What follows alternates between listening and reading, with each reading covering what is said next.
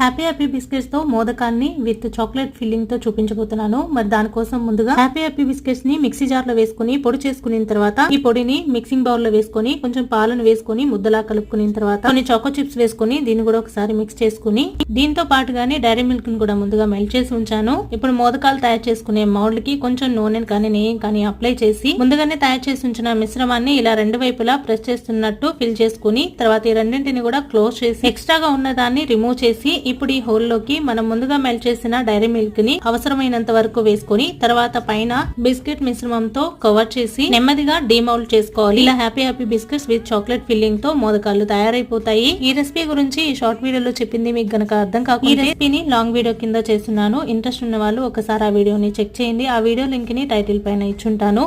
Video నచ్చితే తప్పకుండా like and subscribe చేసుకోవడం మర్చిపోకండి.